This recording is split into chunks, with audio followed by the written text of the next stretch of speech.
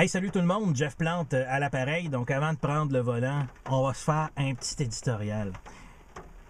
Vous savez que depuis hier, le chef de l'Action démocratique, Gérard Deltel, fait le tour des salles de nouvelles pour promouvoir son idée, qui est dans le fond assez simple, de dire « Ouais, le toit du stade, c'est un peu compliqué comme dossier. Si on faisait une commission parlementaire pour y réfléchir et ouvrir toutes les options, le financement public, il a parlé du financement privé, toutes les solutions là, qu'on a pu entendre, le démolir, etc., etc. »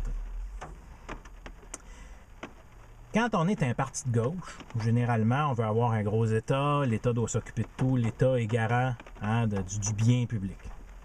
Les partis centristes n'ont pas vraiment de programme. Et quand on est un parti de droite, est-ce que l'ADQ est un parti de droite? Je vous pose la question. Normalement, ta solution, c'est quoi? Ta solution, c'est de privatiser. Lorsque tu es un chef de parti politique, on s'attend à une chose de toi.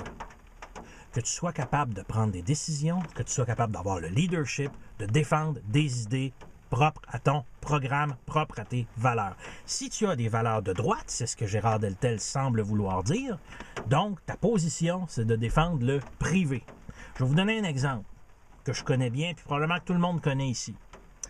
À la ville de Montréal, où j'ai déjà été conseiller municipal, il y a déjà eu un maire qui était davantage conservateur, Pierre Bourque. Son président du comité exécutif, Jean Fortier, était lui aussi très conservateur. Je me souviens d'un caucus à un moment donné où on se disait comment peut-on réduire les dépenses de la ville. C'est assez simple. Regardons où il n'y a pas une mission essentielle de la ville. Est-ce qu'on peut couper? Premier endroit qu'on a trouvé, la ronde. Est-ce que c'est le rôle d'une ville, d'une administration publique, que d'administrer un parc d'attractions? Non! Non! Bien sûr, il y a des gens de la gauche qui sont venus nous voir, qui sont venus nous dire « Non, non, c'est un service public essentiel à la population. Le divertissement, c'est essentiel. Il faut que la ville s'occupe de ça, sinon ça va être les méchants capitalistes. » Vous connaissez la chanson. Et c'était vraiment venu hurler à l'hôtel de ville. Je m'en souviens très bien, puis regardez dans les archives. Qu'est-ce qu'on a fait? On a pris le parc d'attractions, on a fait une soumission, on a ouvert une soumission pour différentes compagnies qui font de l'administration, dans le fond, de parcs d'attractions. Je me souviens qu'il y avait les parcs Astérix, bon, etc., etc. Et Six Flags a gagné le concours. Avez-vous remarqué, depuis que Six Flags a pris la ronde, qu'est-ce qui est arrivé? Ils ont investi. Oui, ils ont mis beaucoup d'argent dans le parc. Les heures d'ouverture sont meilleures, le service est meilleur, les installations sont de meilleure qualité. Il y a plus de manèges qu'avant. C'est donc bien drôle. Et ça, c'est le privé qui a fait ça. Capoté, hein?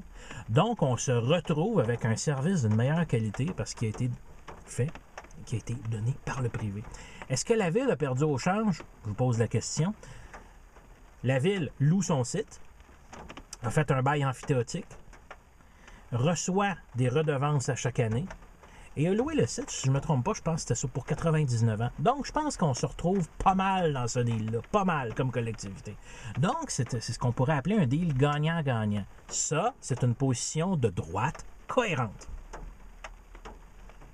Je vous l'ai dit tantôt, le chef de parti politique doit être un leader, doit pas juste dire « Ouais, on va consulter ». Hey, ce dossier-là, c'est depuis 1972 que le stade olympique, il est là. Depuis 1972, OK? On connaît tous les problèmes qu'il y a eu, les grèves jusqu'à l'ouverture en 1976, bien sûr.